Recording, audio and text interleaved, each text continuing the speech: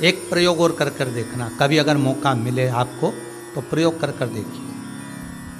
लिंग पुराण के अंदर लिखा हुआ है, शिव पुराण में, लिंग पुराण में और स्कंद पुराण में कहा गया कि अगर किसी ने बेले के फल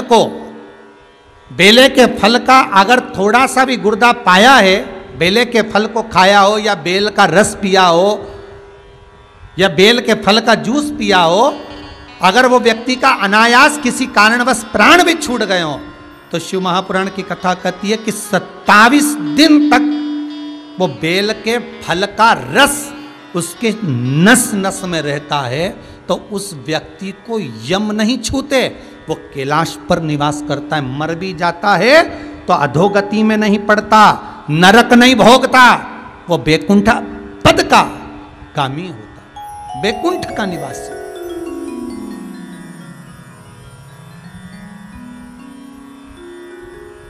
बैकुंठ का निवास।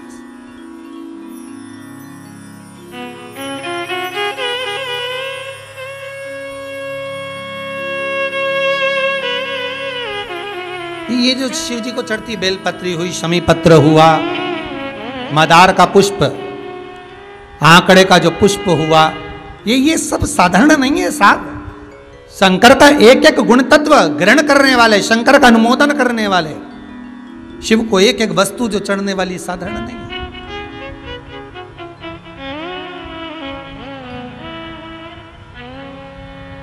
महाराज, हम तो आपसे निवेदन पहले भी करे, आज फिर करते हैं।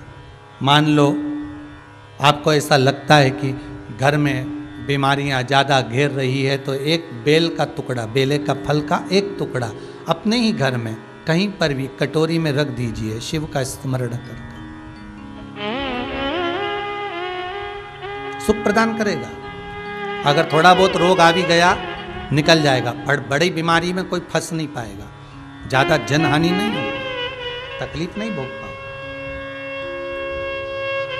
शिव को प्रिय है। जहां पर देवराज के प्राण छूटे वहां बेलपत्री का पौधा है, बेलपत्री का वृक्ष है। हिंदू धर्म में आज भी रीति है, मरने वाले व्यक्ति, अब तो ये कोरोना महामारी में ना गाड़ी में भरे ने लेकर चले गए और जला दिया, पर पहले जो नियम था शास्त्रार्थ के अनुसार, जब कोई व्यक्ति मरता था उसको कंधे पर लेकर जाते थे, तो ले जाने के बाद में बीच राह में एक स्थान ऐसा आता था जहां पर अर्थी को उतारते थे, विश्राम स्थल पर उस अर्थी को उतारा जाता था। और वो केवल विश्राम स्थल ऐसे नहीं होता था, वहां पर बेलपत्री का पौधा होता था, पेड़ होता था, उस बेलपत्री के वृक्ष की छांव उस मुर्दे पर भी पड़ जाती थी, तो उसको यम की कैद नहीं भोगना पड़ता, उसको यम की कैद, यम की त्राण नहीं भोगना पड़ता।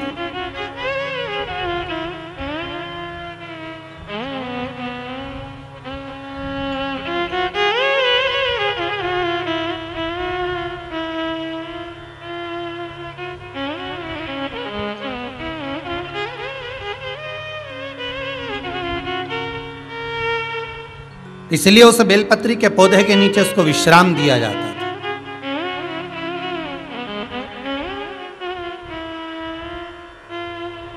बेलपत्री के पौधे के नीचे उसको विश्रामता दी जाती। और देवराज नाम का ब्राह्मण चोरी के धन को लेकर जा रहा है और अगर अपने प्राणों को त्याग रहा है, ठोकर लगकर अगर गिरा है, तो बेलपत्री के पेड़ के नीचे गिरा, उसकी छांव, उसकी छाया उस पर पड़ गई। अभी कथा में कहा था 5, 7, 11, 21 बेलपत्री की जो कुंज होती है, बेलपत्री के जो वन होता है, उसमें बैठकर भगवान का भजन किया जाए तो उसका फल 1000 गुना होता है। इस कुबेरेश्वर धाम में, जहाँ से कथा का ऑनलाइन प्रसारण हो रहा है, इस कुबेरेश्वर धाम में शंकर जी कुबेरेश्वर महादेव के दोनों साइड में हमारा पूरा प्रयास है कि बेलपत्री के पौधे ऐसे लगाए जाएं कि बीच में बैठकर लोग श्री शिवाय नमस्तुभ्यम या शंकर का अनुमोदन करते रहें।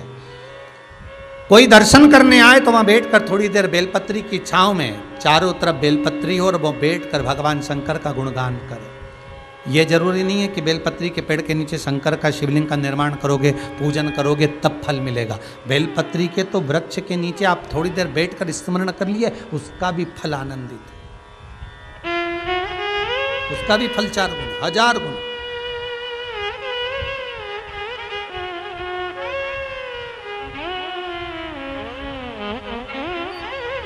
हजारों गुना।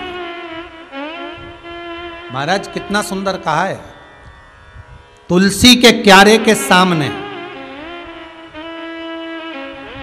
जितने लोग बैठे हैं टीवी चैनल के सामने बिल्कुल ध्यान से सुनिएगा, तुलसी के क्यारे के सामने और बेलपत्री के पेड़ के नीचे आप अगर 5 मिनट भी बैठकर भगवान का भजन करते हो, आप जिस मंत्र की माला करते हो उसका फल 1,00,000 गुना हो जाता, भले एक बार जपा क्यों ना।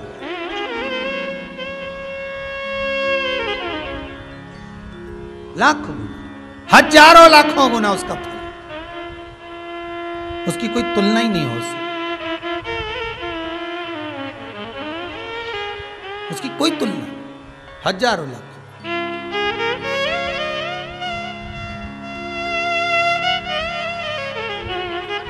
देवराज बेलपत्री के वृक्ष के नीचे ठोकर खाकर गिर गया, प्राण छूट गए। शंकर भगवान नंदी लेकर आए। देवराज ने पूछ लिया, आप कौन? शिवजी बोले, मेरे को पहचाना नहीं? नहीं। अभी तू मंदिर में गया था? हाँ। क्या हो रहा था? वहां पर कोई पंडित जी बैठकर कथा वाच रहे थे। कौन सी कथा वाच रहे थे? शिव महापुराण। अच्छा। भगवान भूत भावन भूतेश्वर शंकर कहते हैं, अगर कोई एक क्षण की भी शिव महापुराण की कथा श्रवण कर लेता है तो वह मेरे धाम का आधिपत्य स्थापित कर लेता। तो चिंता मत कर, अब तू नरक नहीं जाएगा। पर मैं तो पापी हूं। देवराज ब्राह्मण कह रहा है मैंने चोरी करी है।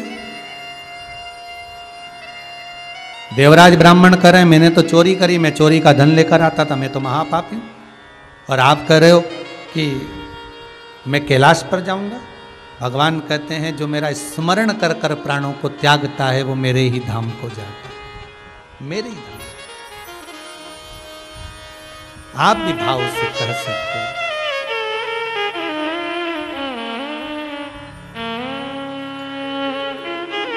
जाना है हमको कैलाश,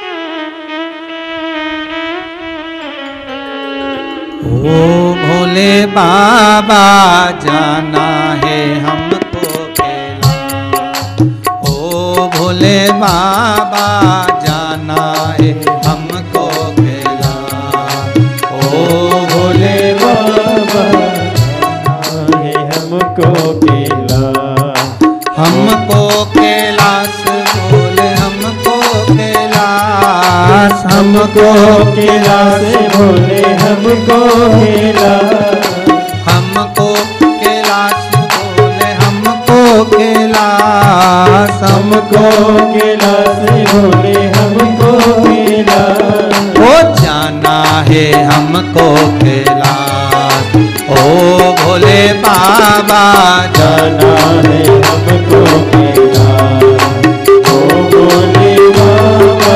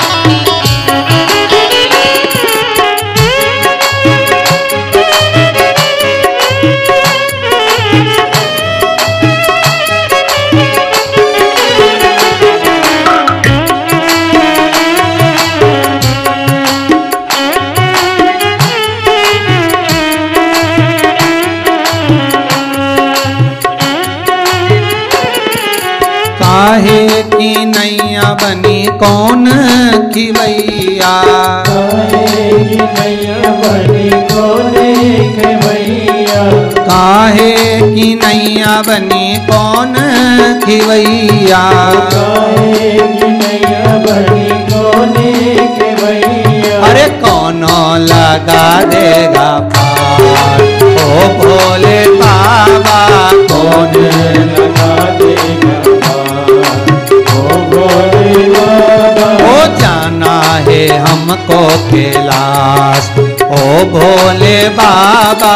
जाना है हमको कैलाश ओ भोले बाबा। ओ हमको कैलाश भोले हमको कैलाश। हमको कैलाश भोले हमको कैलाश। ओ हमको कैलाश भोले हमको कैलाश। हमको कैलाश भोले हमको कैलाश। ओ जाना है हमको कैलाश ओ भोले बाबा। जाना है हमको कैलाश ओ भोले बाबा। हो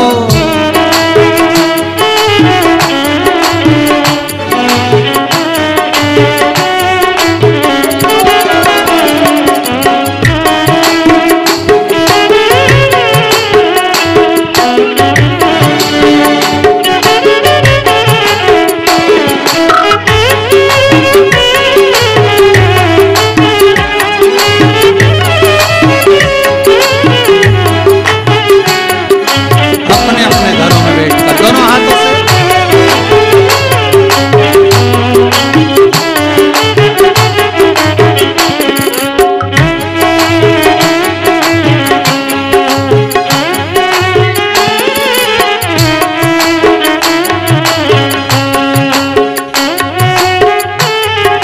चंदन की नैया बनी राम जी खिवैया। चंदन की नैया बनी राम जी खिवैया। चंदन की नैया बनी राम जी खिवैया। चंदन की नैया बनी राम जी खिवैया। अरे भोले लगा देंगे पार ओ भोले बाबा। भोले लगा देंगे पार ओ भोले बाबा। जाना है हमको कैलाश ओ भोले बाबा। जाना है हमको कैलाश ओ भोले बाबा। हमको कैलाश भोले हमको कैलाश। हमको कैलाश भोले हमको कैलाश। ओ हमको कैलाश भोले हमको कैलाश। हमको कैलाश भोले हमको कैलाश। ओ जाना है हमको कैलाश ओ भोले बाबा। जाना है हमको कैलाश ओ भोले बाबा। हो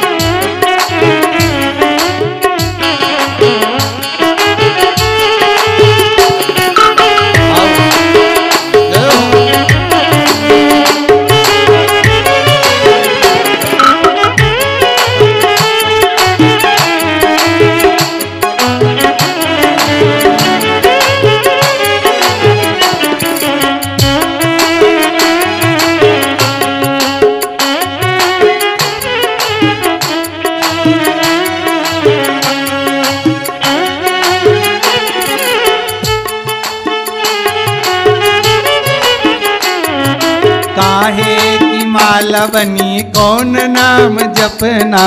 काहे की माला बनी कौन नाम जपना। काहे की माला बनी कौन नाम जपना। काहे की माला बनी कौन नाम जपना। अरे कौन लगा देगा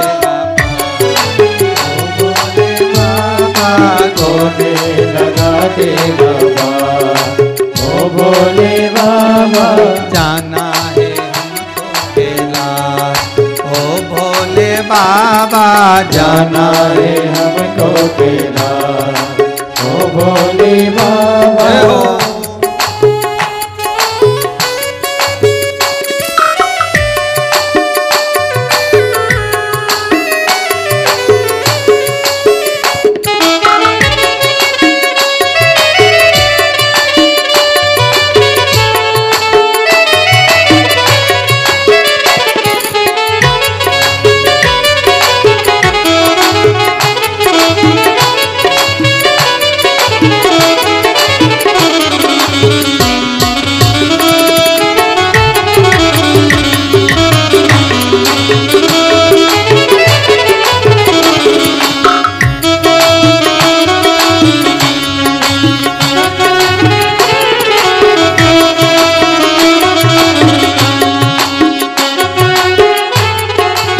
तुलसी की माला बनी राम नाम जपना।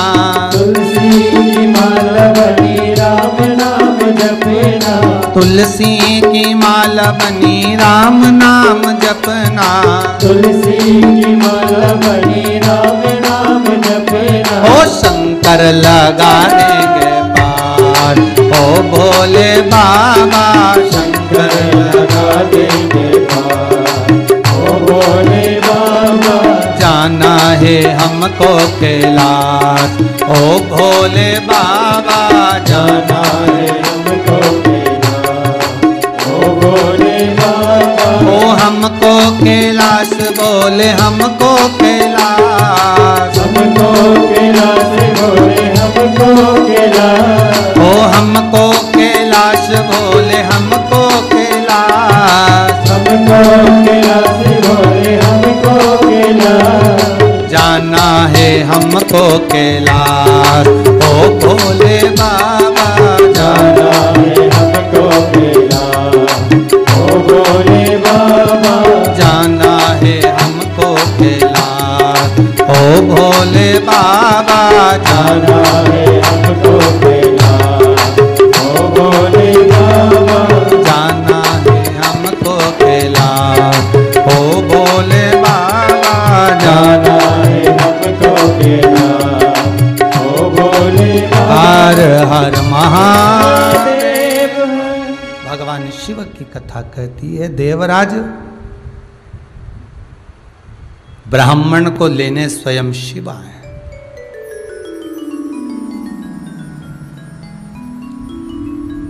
स्वयं ओघड़दानी शंकर त्रिकालदर्शी कैलाशी अविनाशी भगवान शिव आए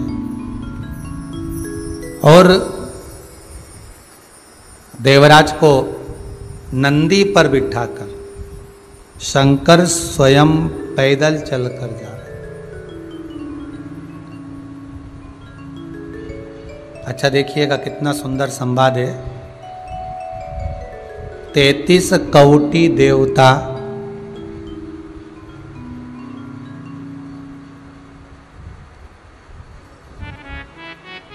अगर किसी को लेने आए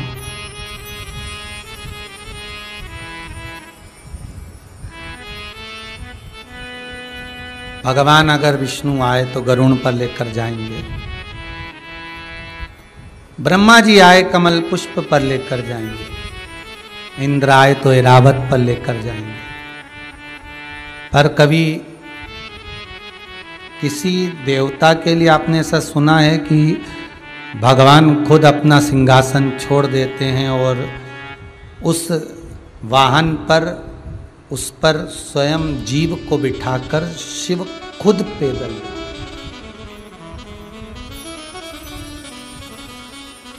शंकर स्वयं पैदल जा रहे।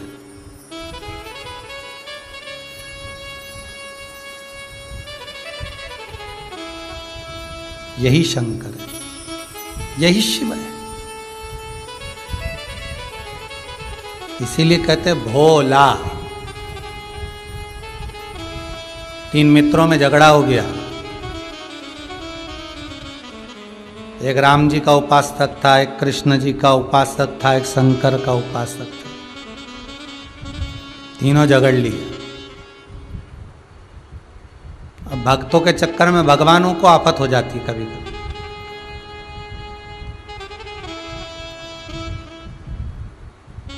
कभी कभी भक्त के चक्कर में भगवान को आफत हो जाती है, होता है कभी कभी। एक कथा पहले कही थी ना कि चेलों के चक्कर में गुरु को आफत हो जाती है।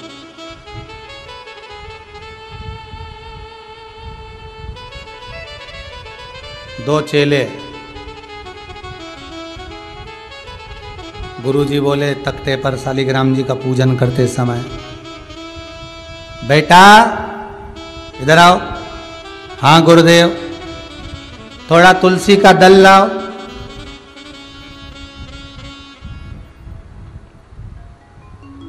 चेले ने सोचा, गुरुजी बोले तुलसी का दल लाओ। अगर मैं गया लेने, फिर गुरुजी कोई दूसरा काम बता देंगे। गुरुजी में तो पहचानता ही नहीं तुलसी कैसी होती है।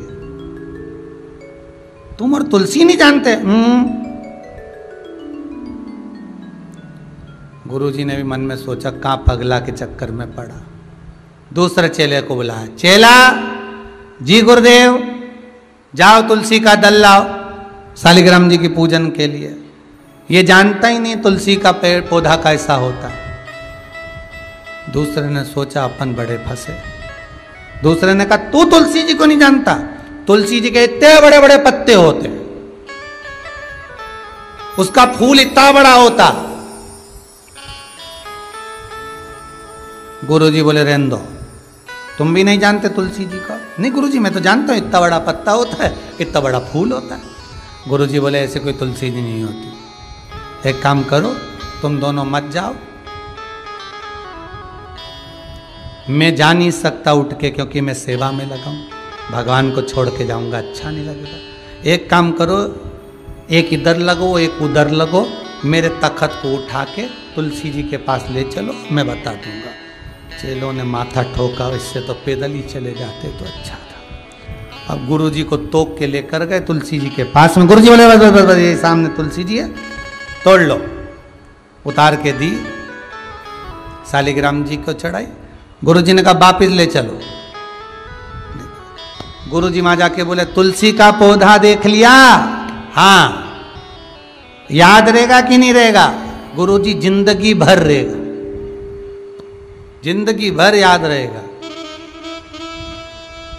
कि कोई काम में अगर आलसी करी तो वो काम फिर घूम फिर कर बहुत बड़ा होकर करना पड़ता। इसीलिए बार बार 50 बार हमारे यहाँ के डॉक्टर, हमारे यहाँ पर कलेक्टर, एसपी, डीएसपी, एसडीएम, मंत्री, संतरी, सांसद, विधायक, आदिक सीएम, पीएम बार बार तुमको कह रहे हैं कि ढिलाई मत करो, मुंह पर मास्क लगाओ, हाथ को धोते रहो, सोशल डिस्टेंसिंग का पालन करो। बार बार कहते, क्यों?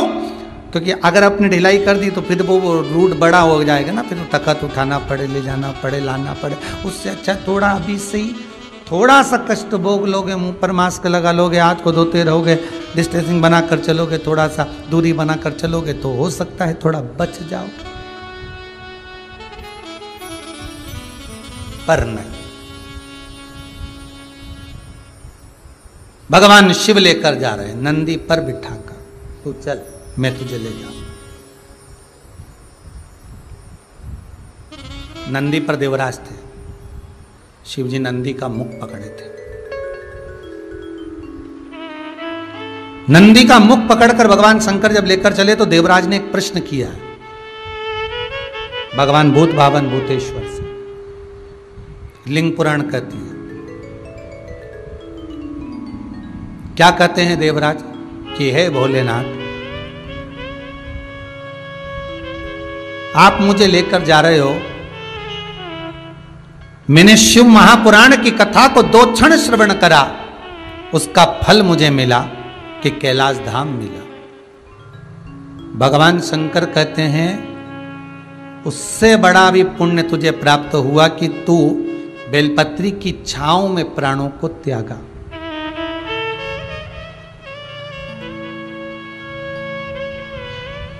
फिर वही स्कंद पुराण का संवाद आ गया। बेलपत्री के वृक्ष की जो जड़ होती है, उस जड़ के अंदर 33 कोटि देवताओं का निवास होता है। 68 करोड़ तीर्थ बेलपत्री के पेड़ के नीचे रहते हैं। 68 करोड़ तीर्थ मात्र बेलपत्री की छांव में, बेलपत्री के नीचे विराजमान होते हैं। अगर आपके मन में कभी कभी भाव उत्पन्न हो जाए ना कि मेरे को कहीं तीर्थ करने जाना है और अभी मौका नहीं मिल रहा, तीर्थ जाने का, अभी तो लॉकडाउन चल रहा है और अभी सब दूर बीमारी फैली हुई है, कहीं नहीं जा सकते, तो जब लॉकडाउन हट जाए, बीमारी समाप्त हो जाए और तीर्थ जाने का मन करे तो किसी बेलपत्री के पेड़ के नीचे 5 मिनट जाकर बैठ जाओ।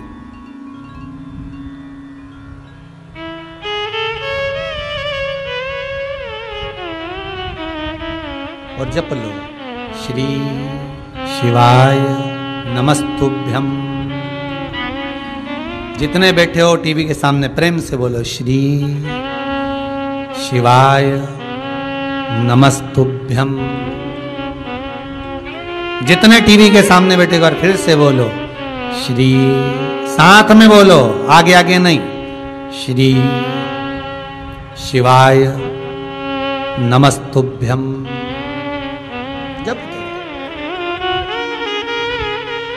जब तुम्हारा मन करे मुझे चारों धाम जाना है, जब तुम्हारा मन करे कि मुझे काशी जाना है, जब तुम्हारा मन करे मुझे उज्जैनी जाना है, जब तुम्हारा मन करे कि मुझे ओमकारेश्वर, मुझे सोमनाथ जाना है, भीमा शंकर, बैद्यनाथ, मल्लिकार्जुन जाना है, केदारेश्वर जाना है,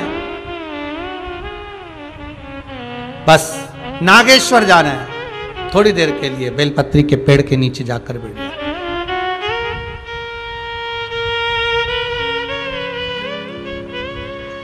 68,000 तीर्थ सब बेलपत्री के वृक्ष के नीचे विराजमान। जब शिव कह रहे हैं, देवराज तेरे प्राण छूटे, मना नहीं है तेरे प्राण छूटे, पर तेरे प्राण जहां छूटे वो बेलपत्री का वृक्ष था।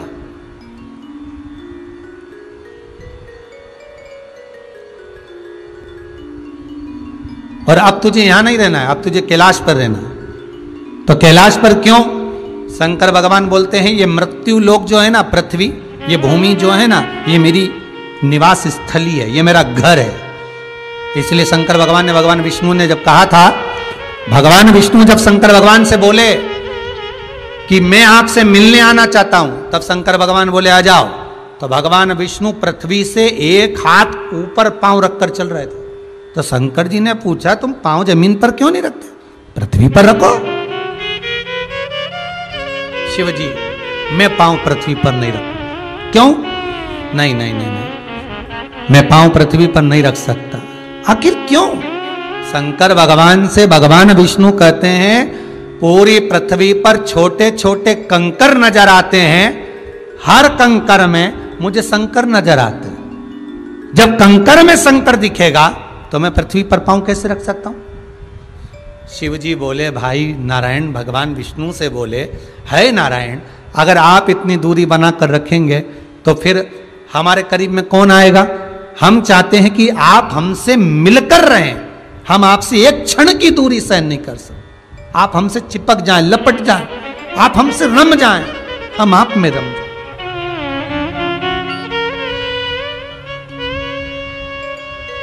कुछ ऐसा कर दो, शंकर जी कह रहे हैं नारायण कुछ ऐसा कर दो कि शंकर नारायण से दूर नहीं रहे, नारायण शंकर से दूर नहीं रहे, ऐसा कुछ कर दिया जाए।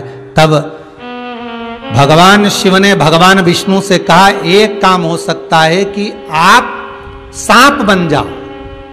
भगवान विष्णु ने पूछा मैं सांप बन जाऊं क्यों? शंकर भगवान कहते हैं सांप बन जाओगे तो मैं गले में आपको डालकर रखूंगा, आप मुझसे चिपके रहोगे, मैं आपसे चिपका रहूंगा, आप मुझसे लगे रहेंगे, मैं आपसे लगा रहूंगा, दूरी नहीं रहेगी एक क्षण की भी। और भगवान विष्णु सर्प बन गए, भगवान विष्णु सांप बन गए, सांप बने भगवान शंकर ने। भगवान विष्णु जब सर्प बने और सर्प बनकर भगवान शंकर ने अपने गले में भगवान विष्णु को धारण कर लिया। आज भी शंकर भगवान के गले में जो सांप पड़ा हुआ है, वो सांप केवल सर्प नहीं है, वो भगवान विष्णु का ही एक अवतार है।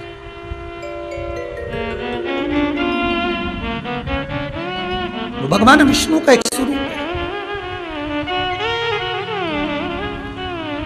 शंकर भगवान के पूरे शरीर पर 6 सांप हैं। कितने सर्प हैं? 6। एक जो गले में है वो भगवान विष्णु का अवतार, 2 हाथ में, 2 भुजा पर, एक कमर में जो सर्प नजर आता है, ये शंकर भगवान की 5 लड़कियां हैं, जया, विशारा, सामरीबारी, दोतली और देव। शिव जी की 5 लड़कियां। शंकर भगवान के पूरे शरीर पर 6 सर्प हैं, 5 लड़कियां और एक भगवान विष्णु का स्वरूप, भगवान विष्णु का प्रतिबिंब, भगवान विष्णु का ही एक स्वरूप।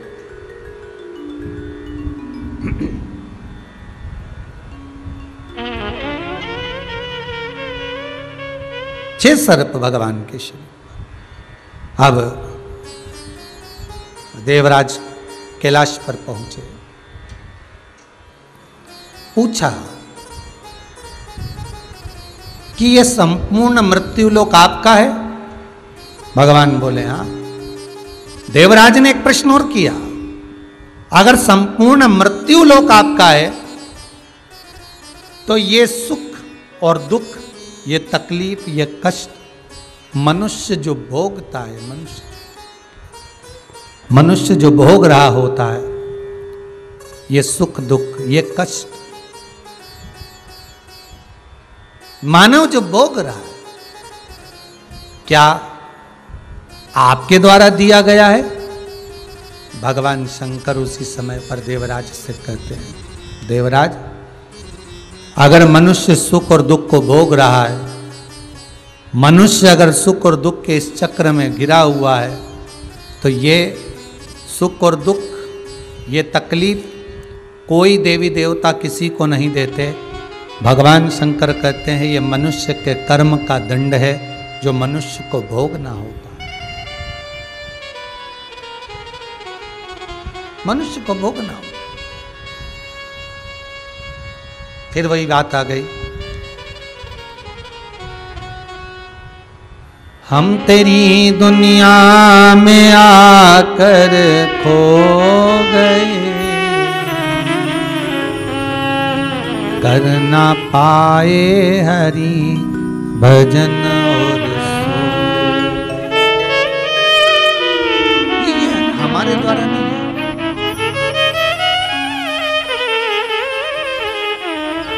ये सुख ये दुख मनुष्य का स्वयं का, मानव शरीर के स्वयं का सुख और दुख है, ये मनुष्य को स्वयं से प्राप्त है। जैसा वो कर्म करता है उसके अनुसार उसको फल भोगना पड़ता है, जैसा करेगा वैसा भरेगा।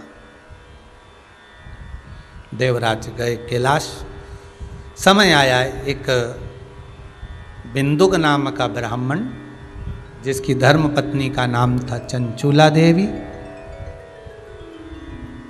बिंदुक भी थे ब्राह्मण, पर ब्राह्मण कर्म से वंचित होकर चोरी करना, धन एकत्रित करना और उस धन को लाकर अपनी पत्नी को देना, और पत्नी भी उस धन को सत्कर्म में ना लगाकर गलत कर्म में लगा देना, गलत कर्म में उसको लगा देना। एक निवेदन पहले भी करा, आज फिर कहते हैं, पति का नाम केवल पति है, पर धर्म पत्नी का नाम धर्म पत्नी है।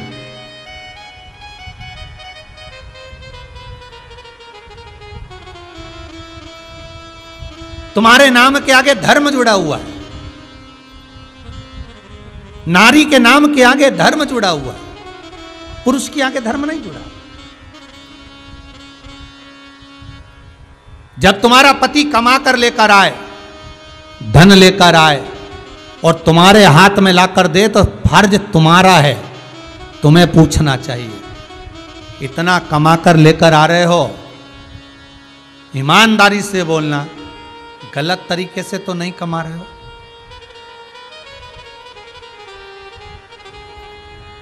कमाओ, परिवार चलाना है। स्वयं शास्त्र भी कहते हैं कि परिवार को चलाना है तो देखो मृत्यु लोक में आए हो तो झूठ भी बोलना पड़ेगा, बेईमानी भी करना पड़ेगी, कपट भी करना पड़ेगा, छल भी करना पड़ेगा। परिवार को चलाने के लिए बेईमानी, छल, कपट सब कुछ तुम्हें करना पड़ेगा।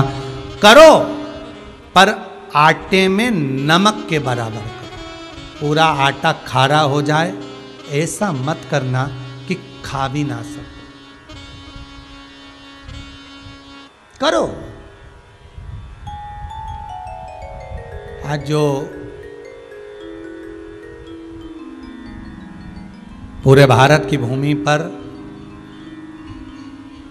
कहीं ऑक्सीजन के लिए, कहीं इंजेक्शन के लिए, कहीं दवाई के लिए, ये जो कर रहे हो, 10 रुपए की चीज को 50 का कर दिया, 50 की चीज को 500 का कर दिया, 500 की चीज को 5000 का कर दिया, 5000 की चीज को 25000 का कर दिया, 25000 की चीज को 30000 का कर दिया। सामने वाला व्यक्ति को अगर बचना है, अपने पति को, अपने पुत्र को, अपनी पत्नी को, अपने माता पिता को बीमारी से बचाना है, तो वो तुमको कैसे भी पैसा लाकर, बेचकर, निचोड़ कर तुम्हें दे देगा। तुम ले लोगे, पर ईमानदारी की बात तो यह है कि कितने दिन बचा पाओगे वो सोचकर। आज थोड़ा सा भी सामान मंगवाओ ना तो लोग कहते हैं अभी मिल नहीं रहा है, बाहर से ही नहीं आ रहा है, हमारे पास पड़ा है, थोड़ा ज़्यादा पैसा लगेगा, जो 5 रुपए की चीज़ है 25 रुपए में मिल जाएगी। तो बाजार से ही नहीं आ रहा, अभी आगे से आ नहीं रहा है, भले आ रहा होगा, भले सब कुछ प्राप्त हो रहा होगा, पर आ ही नहीं रहा, अभी मिल ही नहीं रहा। कर लो, पर नीचे भले मुंह नहीं दिखाना पड़े, पर ऊपर तो जाना पड़ेगा। उसके सामने भी तो खड़े हो गए, उसके सामने भी तो वो कहेगा, बोलना तो पड़ेगा। फिर वो भी पूछेगा तेरा क्या होगा रे कालिया, फिर वही भली बात आ गई, होगा क्या?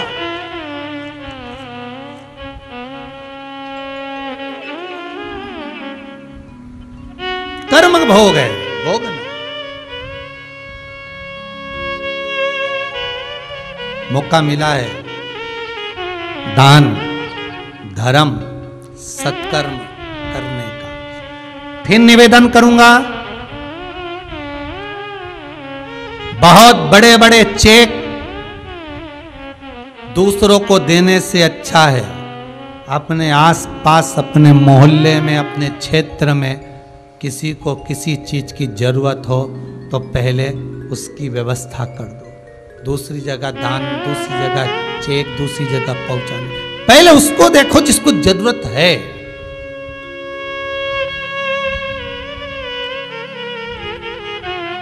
हमारे प्रतापगढ़ से कथा कर कर जब हम सीहोर पहुंच रहे थे तो खबर लगी कि सीहोर हॉस्पिटल में ऑक्सीजन मशीन नहीं है और लगभग बहुत लोग मर गए। सूचना मिलते सी हम तो ट्रेन में थे, तो समिति की ओर से खबर आई, क्या करें? हमने कहा हम बात करें मुंबई जजमानों से, और मुंबई बात करके मशीनें बुलवाई जाए इंदौर, इंदौर से बुलवाई जाए सीहोर, और सीहोर से फिर वो मशीनें ऑक्सीजन की दी जाए। आप लोगों ने देखा भी होगा, फेसबुक गूगल पर डले भी थे कुछ फोटोज, कुछ मीडिया वालों ने छापे भी थे, पहुंचाया गया।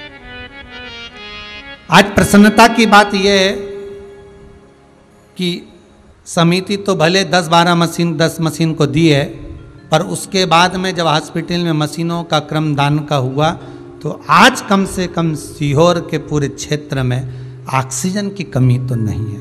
ये बाबा की कृपा, ये भगवान की कृपा।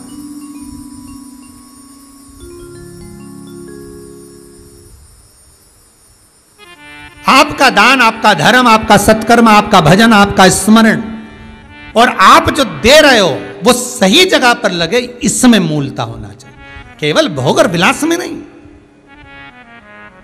बिंदु को जो कमा कर ला रहा था वो चंचूला को दे रहा था, और चंचूला उसको पूछती नहीं थी कि ये धन कहां से आया। आपका फर्ज है, आप पूछ सकती हो अपने पति से, अभी अभी ये धन बहुत आ रहा है, पैसा बहुत आ रहा है,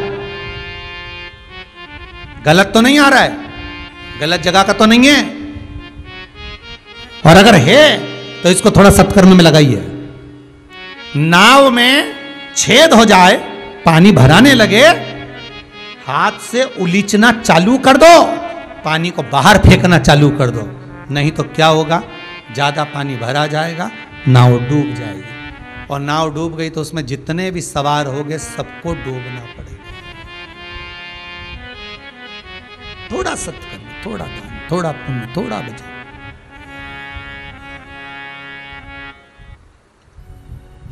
थोड़ा थोड़ा पुण्य सत्कर्म का हो।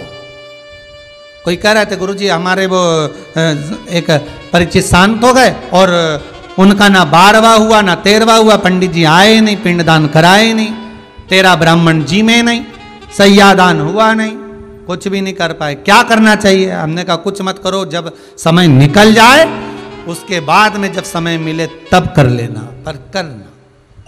और हम तो आपसे भी कर रहे हैं, दूसरा आपके लिए 13वें का करे, दूसरा आपके लिए दान करे, दूसरा आपके लिए कुछ करे, उससे अच्छा है अपने जीते जी सत्कर्म करते चलो, अपने जीते जी दान पुण्य भजन कीर्तन नाम जाप स्मरण शिव कथा शिव पुराण सुनते चलो। मरने के बाद की कोई गारंटी नहीं कि कौन क्या देगा, मिलेगा नहीं मिलेगा, इसका कोई मतलब नहीं।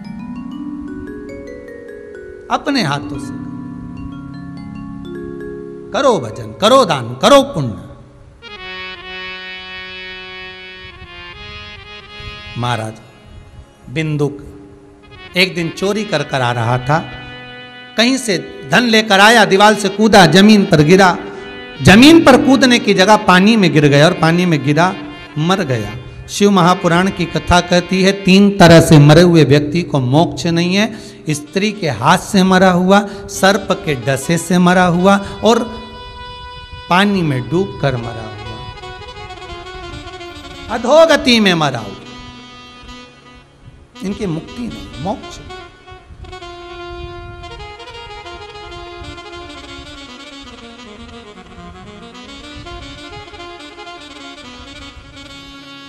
इनकी मुक्ति नहीं, इनका मोक्ष नहीं है। एक किसी ने प्रश्न किया है, आप लोगों के जो प्रश्न व्हाट्सएप पर आते हैं, कुछ प्रश्न जो हमारे पास पहुंचते हैं उसका उत्तर हम इस व्यासपीठ से देते रहते हैं। एक प्रश्न किसी ने किया, गुरुदेव आप कहते हो कि मृत्यु देने वाला भी भगवान है, मारने वाला भी भगवान, बचाने वाला भी भगवान, तो इस कोरोना महामारी में लोग जो मर रहे हैं ये बैकुंठ जाएंगे कि नरक जाएंगे? प्रश्न देखिए कितना विचित्र है। इनको मोक्ष मिला कि अधोगति में रहेंगे? इनकी मुक्ति हुई कि नहीं हुई? पहले तो शिव महापुराण का एक संवाद अच्छे से सुन लीजिए, गरुड़ पुराण का एक संवाद सुन लीजिए। गरुड़ पुराण में कहा गया, बहुत सारी अभिलाषा लेकर, पितरों के जो क्रम बताएं, पहले भी आपको कथा में कहा, बहुत सारी अभिलाषा लेकर कुंवारी अवस्था में अधोगति में मर गया तो वह आहूत बन गया, उसको मुक्ति नहीं मिली, उसका मोक्ष नहीं हुआ। अभी जो ये कोरोना महामारी के अंतर्गत जिनके प्राण छूट रहे हैं, प्राण तो छूट रहे हैं, हो सकता है भगवान का कोई क्रम हो, पर प्राण तो जा रहे हैं, पर उनकी अभिलाषाएं कितनी है कि साहब मुझे जीना है, अभी मेरे बच्चे छोटे हैं, बहुत काम है, बच्चों के शादी करना है, बेटियां कुंवारी है, उनको पढ़ाना है, किसी का घर नहीं, किसी का द्वार नहीं, किसी का कुछ नहीं, कितनी कितनी अभिलाषा, कितना लगा। और उसके बाद अगर आप सोचें कि इनका भाई उनका मन तो आप में ही रमा हुआ है ना, उनकी वृत्ति तो आप में ही लगी हुई है। फिर भी कथा के प्रारंभ में जब कथा चालू करी थी तो कहा था कि अपनी टीवी का वॉल्यूम थोड़ा तेज कर दो। शिव महापुराण का एक एक संवाद अगर गली में मोहल्ले में भी किसी के प्राण गए होंगे, कोई अधोगति में मरा भी होगा, तो ये शिव महापुराण के संवाद सुनकर उसकी मुक्ति, उसका मोक्ष तो हो जाए, उसकी गति तो सुधर जाए, उसकी गति सुधर जाए।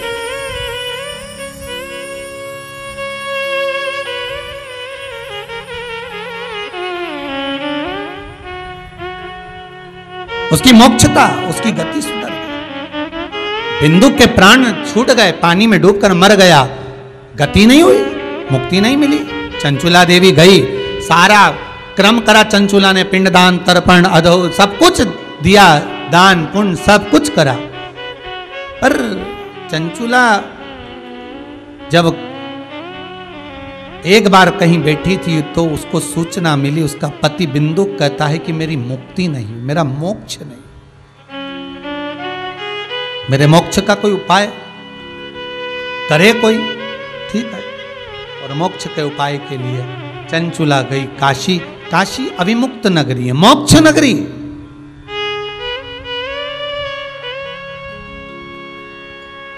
जहां पर विश्वनाथ बैठा हो वो मोक्ष नगरी काशी है।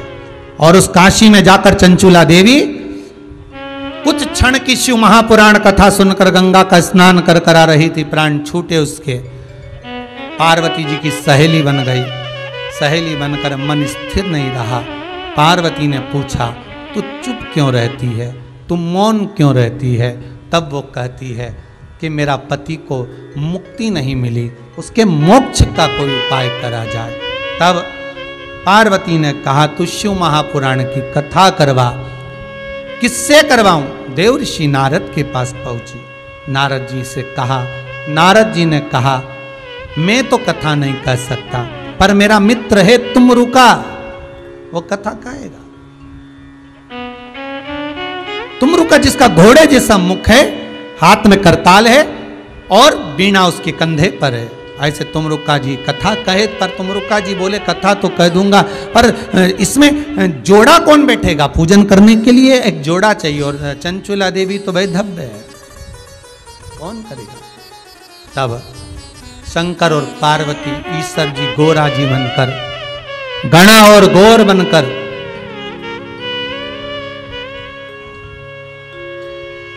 गणा और गौर बनकर, ईश्वर जी बनकर, गौरा जी बनकर शिव महापुराण की कथा सुनने के लिए जाते हैं। बड़ा सुंदर श्रृंगार कर कर गए, बड़ा सुंदर श्रृंगार। मेरा निवेदन है 7 दिन की शिव पुराण आप लोग जो घर में बैठकर सुन रहे हैं, भगवान शंकर से निवेदन करना, बाबा ऐसी कृपा करना कि पूरे विश्व का कल्याण हो।